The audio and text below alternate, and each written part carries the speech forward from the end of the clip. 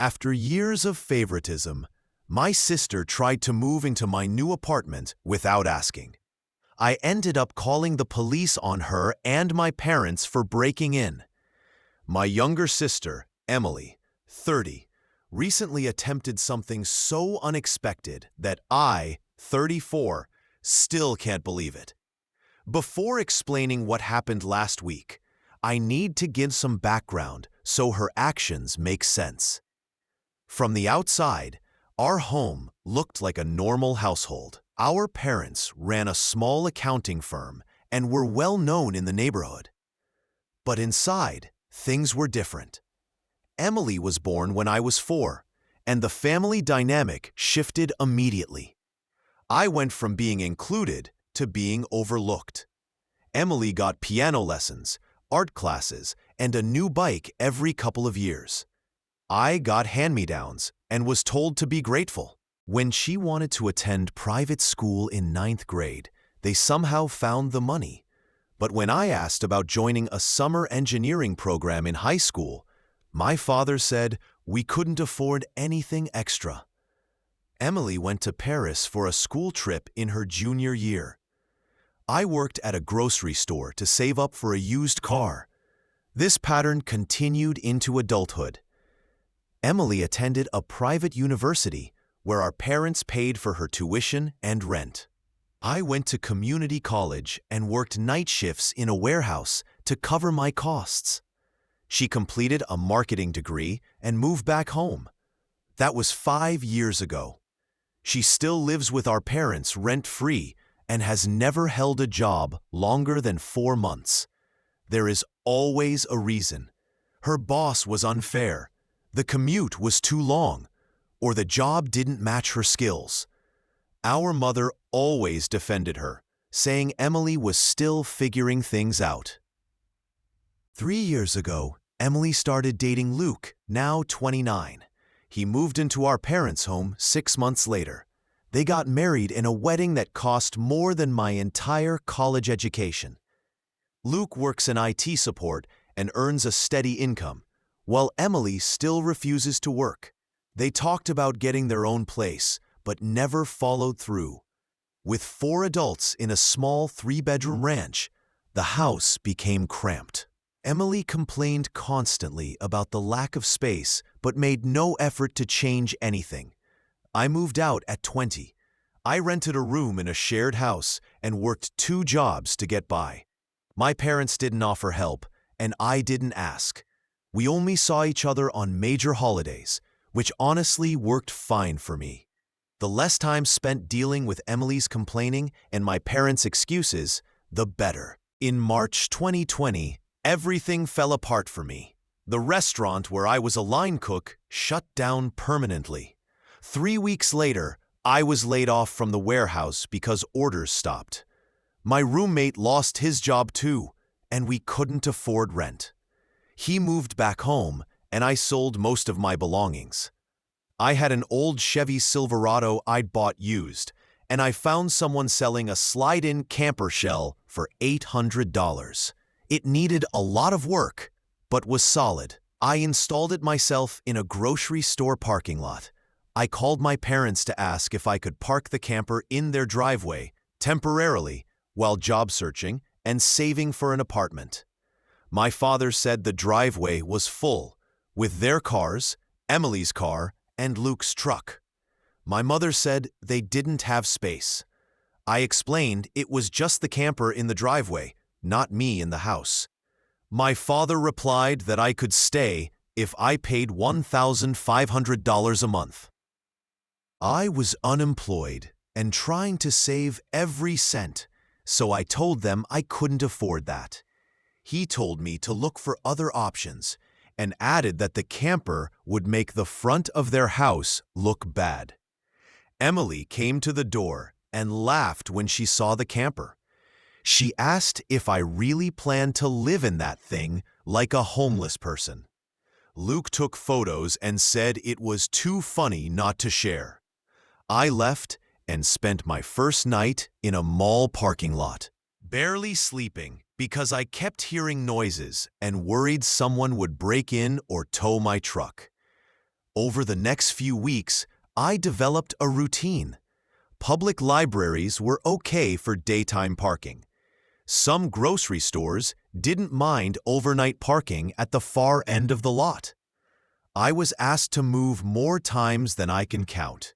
At one point, someone pretending to be from a neighborhood association threatened to call the police, even though I was on a public street. I kept relocating to avoid problems. I had a small battery pack for light and phone charging, but it didn't last long. I started carrying an extension cord and used outdoor outlets at night when no one was around. I used public restrooms and showered at Planet Fitness.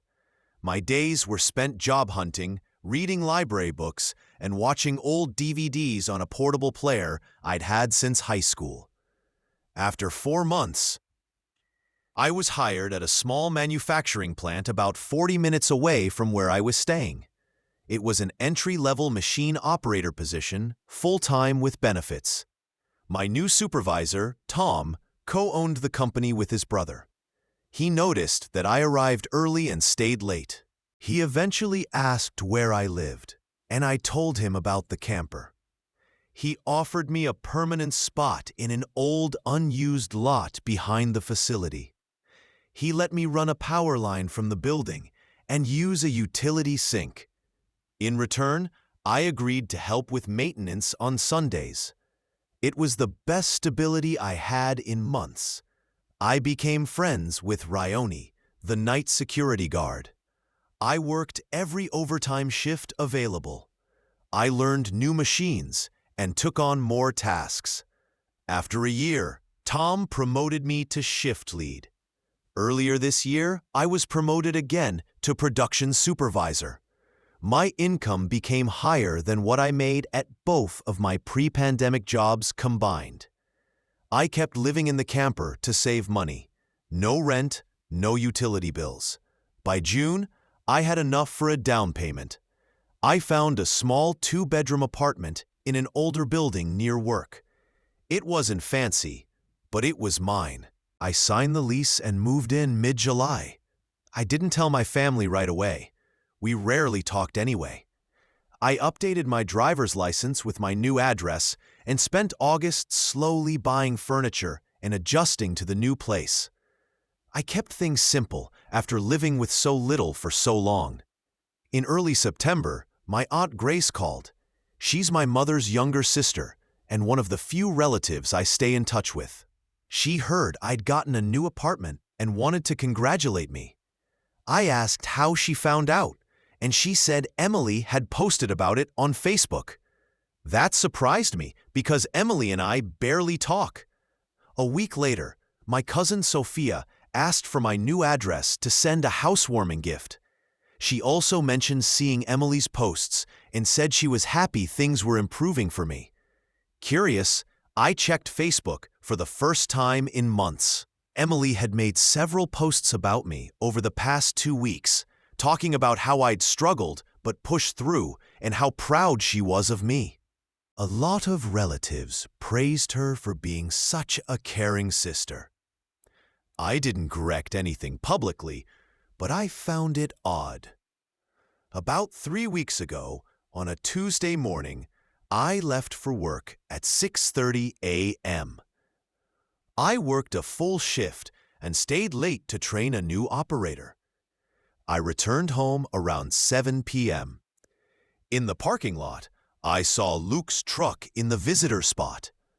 When I got to my door, it was propped open with a doorstop. I heard people inside.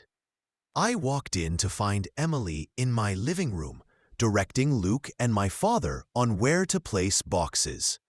Bags and containers were stacked everywhere. My bedroom door was open, and someone had already put blankets on the bed. Emily was taking pictures on her phone. When she noticed me, she smiled and said they'd been waiting for me. She said they wanted to surprise me. I asked what they were doing. Emily explained that she and Luke were moving in. She said the apartment had 2 bedrooms, and I only used one, so she assumed the other was available.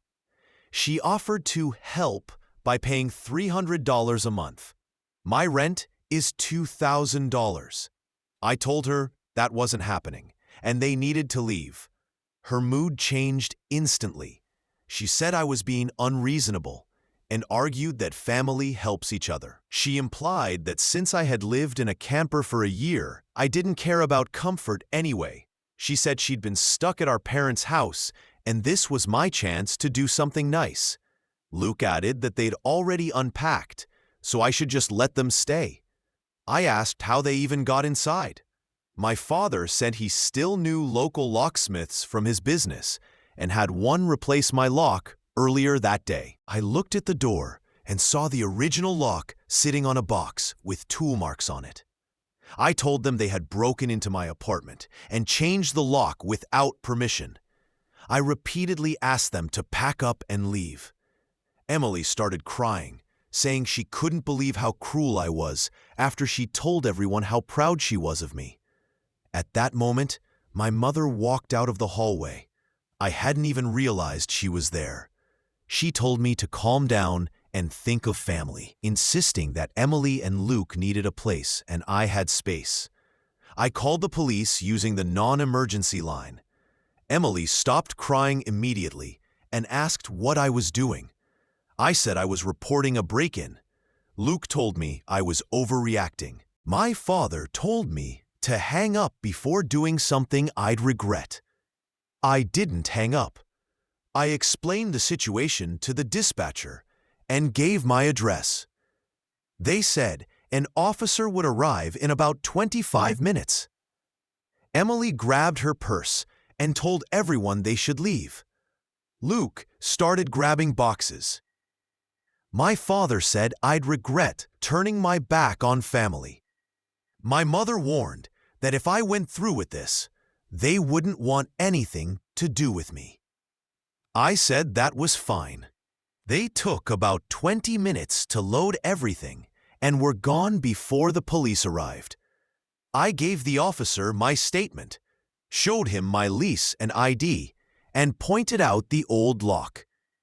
I gave him their names and addresses. He said he'd file a report and someone would follow up. He advised me to change the locks immediately since I didn't know if they'd made copies. I had a locksmith come the next morning before work. That night, I received 17 messages from various relatives. Many I barely knew. They said I shouldn't have called the police because it embarrassed the family.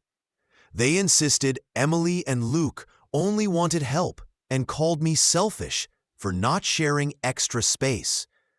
A few people, including Aunt Grace, defended me, but most thought I had gone too far. Emily posted on Facebook that night. She wrote online that she had reached out to me for help and that I turned her away. She claimed she thought I had changed, but it was clear I was still the same selfish person I had always been. She said she and Luke were struggling and trying their best. Her post received dozens of supportive comments.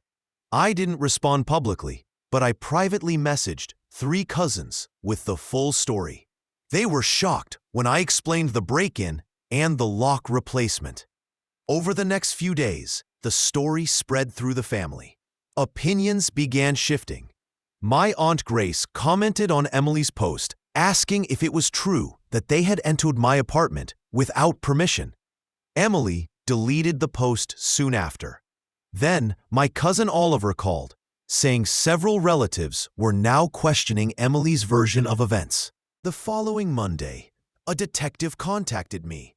He asked if I wanted to move forward with charges for breaking and entering. I said yes. He told me he would also follow up with my parents about their involvement with the locksmith. I gave him the locksmith's information from the sticker on the old lock mechanism I had kept. That's where things stood until yesterday. Update 1. It had been 4 weeks since Emily and Luke attempted to move into my apartment. Things developed in ways I never expected. After filing the report and meeting with the detective, everything was silent for almost a week. I didn't hear from my parents or Emily. A few relatives checked in, but most of the family waited to see what would happen. 9 days after our initial conversation, the detective called back. He said he had interviewed my parents and the locksmith. The locksmith confirmed that my father told him it was an emergency because his son was locked out of his apartment and needed immediate entry. My father had provided the address and presented identification with our last name, so the locksmith believed the situation was legitimate. The detective said the locksmith would not face charges because he had been misled. However, my parents intentionally arranged access to my apartment without permission, which qualified as criminal trespass and possibly breaking and entering. He asked again whether I wanted to proceed. I told him I needed more time. He said that was fine, but asked that I decide within a week or two. I went back and forth for several days. Part of me wanted to cut ties and move on. Another part was angry and wanted them held accountable. While I was debating, my cousin Sophia called. She said there had been a major argument at my parents' house. Luke had suggested looking for an apartment to rent, but Emily refused. She said she didn't want to pay rent while she could live with our parents. Luke reminded her they couldn't stay there forever, especially if they planned to start a family. Emily insisted this was exactly why they should remain there, to save money. My mother sided with Emily and said they could stay as long as needed. Luke became upset and left for several hours. Sophia said the whole family was talking about it now, some feeling bad for Luke, others taking Emily's side. I found the whole situation exhausting.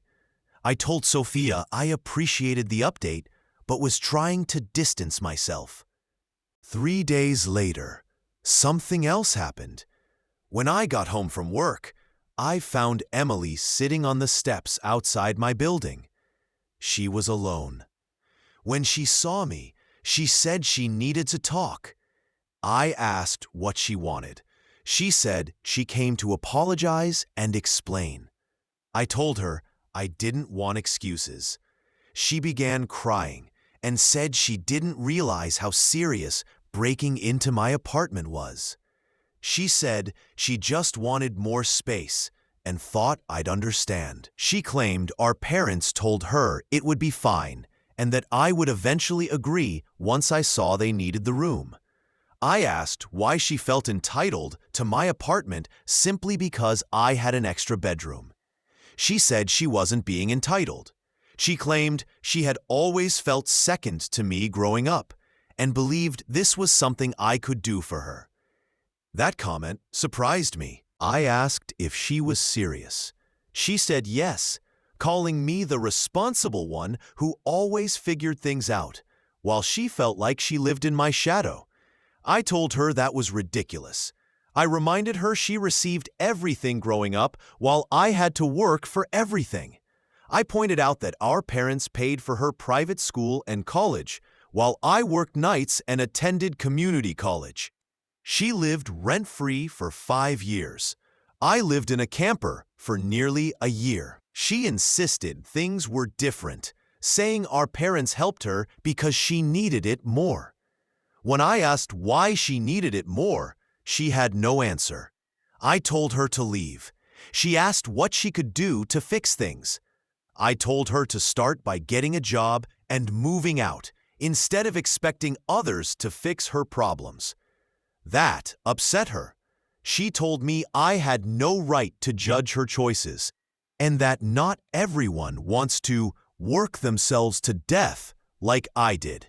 I said I worked hard because no one else was going to support me. She replied that I was bitter because of what I went through during the pandemic. I asked her to leave before I called the police again. She left. That night, my mother sent several angry texts. She said Emily came home upset after trying to apologize and that I had been harsh. She said Emily was struggling and I made things worse. She added that a real brother would support her instead of bringing up the past. I ignored the messages. The next morning, I called the detective and said I wanted to move forward with charges. He said he would submit everything to the prosecutor's office. It could take a few weeks, but he would update me. I felt relieved once I made the decision. I had spent years letting my family treat me like I was the issue. About a week and a half ago, my father called. It was the first time I'd heard from him since the break-in. He asked to meet for coffee. I said anything he had to say could be said on the phone. He said he wanted to apologize in person. I told him I wasn't interested unless he accepted real responsibility. He asked what that meant. I explained that he and my mother spent my entire life choosing Emily over me, and instead of acknowledging it, they were still making excuses. He went quiet, then said I was exaggerating, and that they always tried to be fair. I asked if he truly believed that. I listed examples: private school, a trip to Europe, tuition, 5 years of free housing. He said those were ways they helped Emily because she needed it. I asked why help was never offered to me. He said they assumed I was fine because I was more independent. I asked why he never thought to check. He didn't answer. I told him I had already spoken with the detective and was moving forward. He said I would regret it. I said I doubted it and hung up. A few days later, Emily posted again on Facebook. She wrote a long message about toxic family members who hold grudges and refuse forgiveness. She said she was learning to set boundaries with people who didn't support her growth. People who didn't know the truth responded with encouragement. Some cousins asked what she meant. She didn't answer. My Aunt Grace sent me a screenshot saying Emily was clearly referring to me. I told her I already knew and didn't care. Yesterday, I got a call from an unknown number. It was Luke. He said he wanted to talk without Emily knowing. I agreed to meet at a cafe near work. He looked exhausted. He said he wanted to apologize for his part in everything. He explained he went along with Emily and my parents because he was desperate to move out of their house. He didn't realize how wrong it was until the police arrived. He said his relationship with Emily had been strained ever since.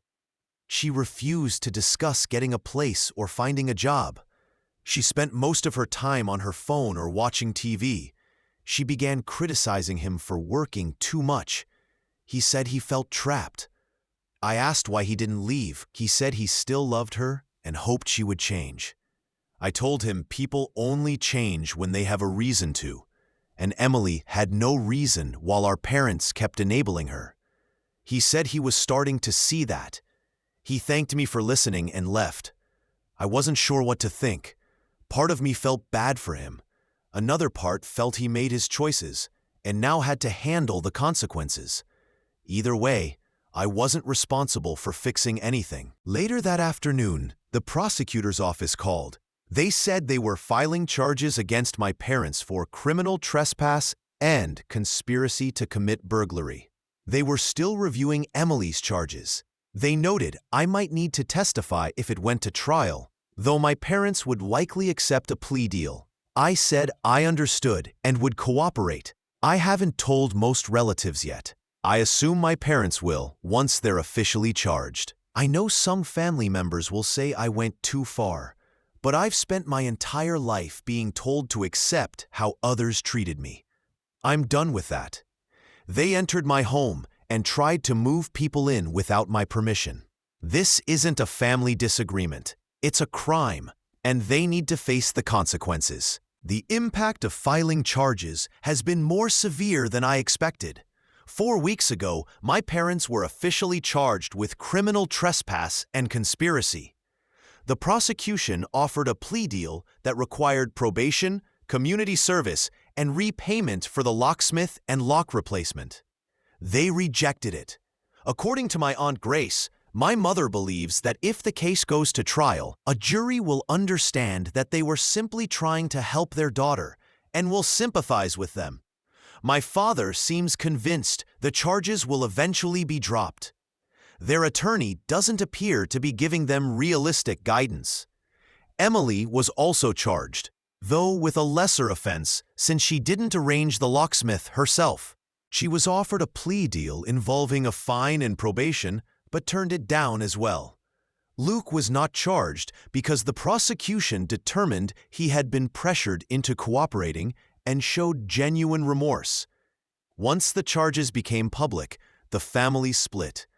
About half think I went too far and argue that family matters should be handled privately, that I'm tearing the family apart over something that could have been settled with a conversation. The other half believes my parents and Emily created the situation and must accept responsibility. Thanksgiving took place last week. I didn't attend any family events. My Aunt Grace invited me to her dinner, but I declined, since several relatives who believe I'm in the wrong were planning to be there. I spent the day alone in my apartment, eating Chinese takeout. 3 weeks ago, Luke called again. He told me he had moved out of my parents' house and was temporarily staying with a friend. He said she asked Emily to join him in finding a place, but she refused. She told him that if he left, he would be abandoning her when she needed him most. He left anyway. They aren't legally separated yet, but they are living apart. He seemed relieved to be out of the house, though still saddened by the state of his marriage. A few days after Luke moved out, Emily contacted me. I ignored the call. She left a voicemail, her voice strained and angry, claiming I'd always been jealous of her and that I was ruining her life. She blamed me for Luke leaving, saying I put ideas in his head during our conversation at the coffee shop. I deleted the message and blocked her number. My mother then began calling from multiple numbers, relatives' phones or unknown ones, starting to speak before I could hang up. She accused me of destroying their lives and warned that if the charges became public, my father's business would suffer. She said Emily was depressed and rarely left her room. She insisted I had no idea what I'd done to the family. I told her I knew exactly what I had done. I set a boundary and enforced it. I reminded her that all of this could have been avoided if they had respected my request not to enter my apartment. She called me vindictive. I hung up and blocked her as well. Around 4 weeks ago, my cousin Oliver reached out. He said he had information I should hear. He told me that he had spoken with our Aunt Claire, my mother's older sister, and she revealed something from years ago when I was still in high school. Apparently, the favoritism toward Emily had sparked a heated argument at a family gathering. Several relatives confronted my parents about how I was being treated, warning it could affect me long term. My parents became defensive, and after that, they barely communicated with most extended family. That explained why, as a teenager, we only saw relatives during major holidays. Oliver said Aunt Claire had felt guilty for years for not stepping in. She admitted she even considered reporting the situation to Child Protective Services, but feared causing a major divide in the family. I didn't know how to respond. Part of me wished someone had intervened. Another part understood why they didn't. Family conflict is hard to navigate from the outside. Last week, the prosecutor updated me. My parents' trial date was set for February. Emily's case was still in progress. The prosecutor was confident about a conviction, given the evidence. The locksmith's testimony, the damaged lock, and statements from everyone involved.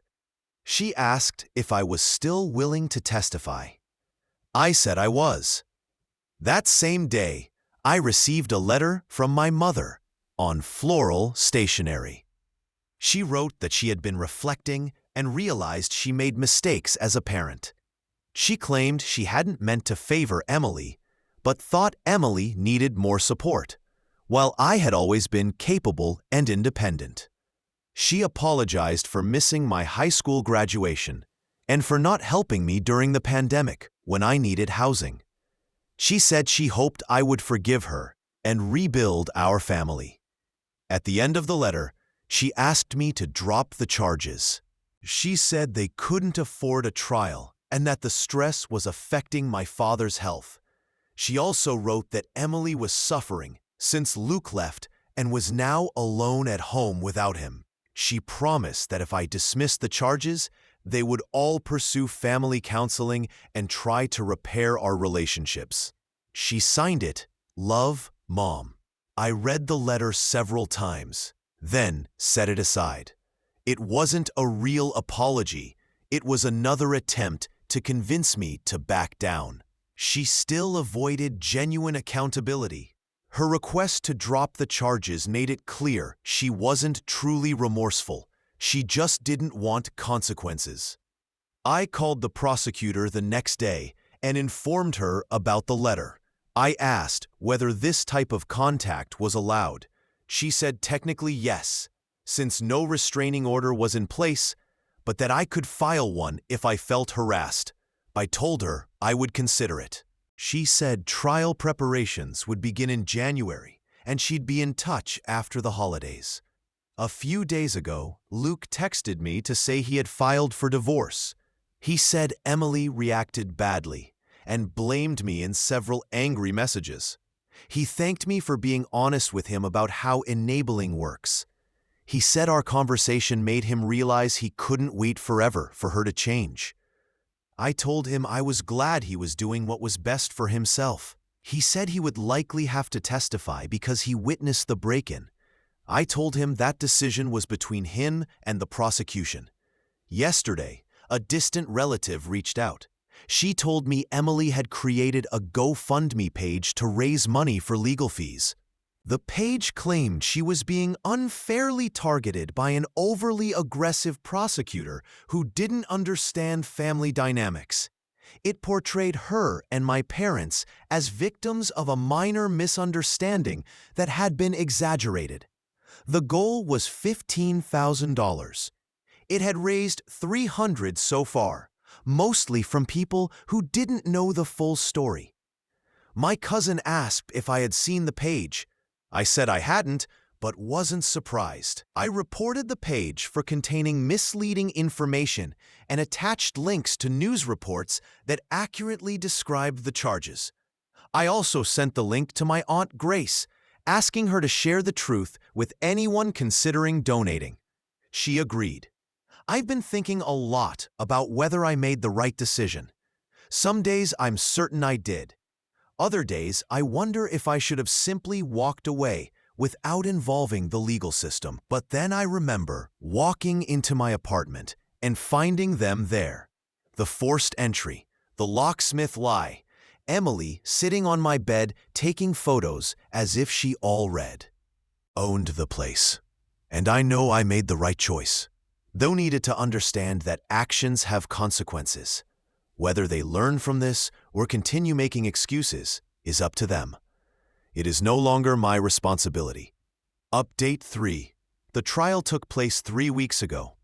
I'm writing this final update because several relatives keep asking what happened, and I'm tired of repeating it. This will be the last time I talk about it publicly. The trial lasted 3 days. I testified first. The prosecution asked me to describe the events when I returned home and found my family in my apartment. I walked through the timeline and presented photos of the old lock and the items they left behind. I was on the stand for about 90 minutes. The defense tried to frame the situation as a family disagreement blown out of proportion. They asked why I didn't just tell them to leave instead of calling the police. I explained that I did tell them and they refused. They asked if I had considered that my sister might have been desperate for help.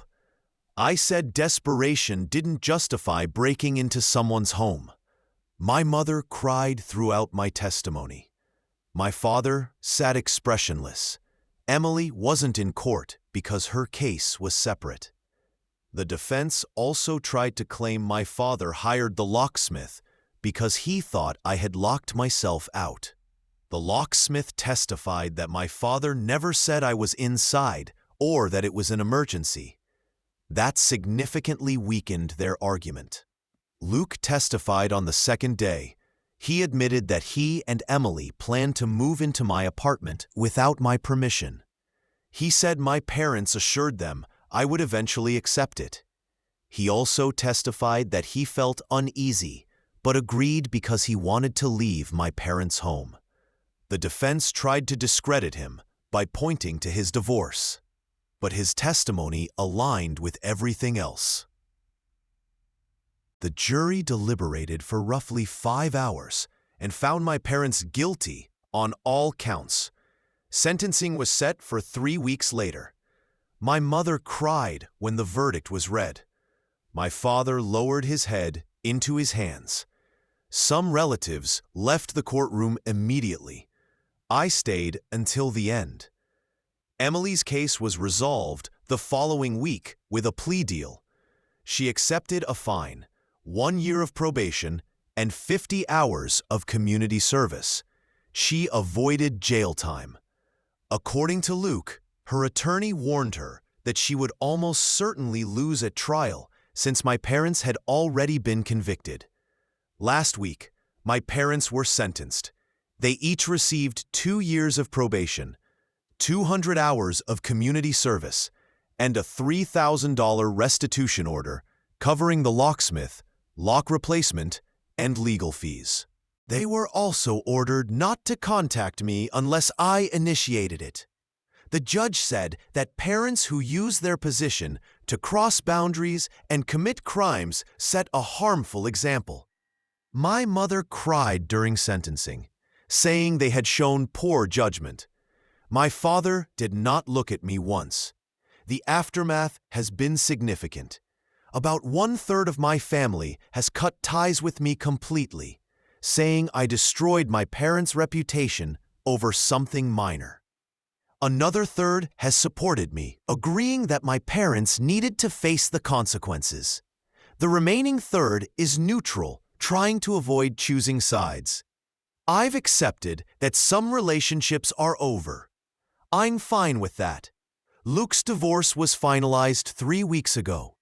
They had no shared assets because they had been living with my parents. He moved to another city for a new job. Before leaving, he texted to thank me for being straightforward with him. I wished him well. Emily still lives with my parents. According to my Aunt Grace, she hasn't found work and spends much of her time in her room. My parents are struggling financially due to restitution and legal costs. My father lost 2 clients who didn't want to be associated with someone with a criminal conviction. My mother has stopped going to church to avoid facing people who know what happened. I haven't spoken to any of them since sentencing, and I don't plan to. The no contact order makes that simple. I've blocked their numbers and social media accounts. I've asked relatives not to pass along messages. Most have respected that. Last weekend, I hosted a small dinner for the relatives who supported me through all this. My Aunt Grace, cousins Oliver and Sophia, and a few others. It was nice to spend time with people who genuinely treat me like family. We didn't talk about the trial or my parents. We just ate, played cards, and acted normal. Someone asked if I regretted pressing charges. I said no. I'm sad it came to this, but I don't regret holding them accountable. They chose to break into my apartment. They chose to try to move Emily in without asking. They chose to lie to the locksmith and refuse to leave. These were their decisions. The consequences were the result. I don't know what the future holds for my parents and Emily, and I don't spend energy thinking about it. I have a job, a home, and people who genuinely care about me. That's enough. I'm not interested in repairing relationships with people who have repeatedly shown they don't respect me. Some might call that harsh. I call it realistic. This is my final update. I'm closing this chapter and moving forward. Thank you to those who offered support. It meant more than you know.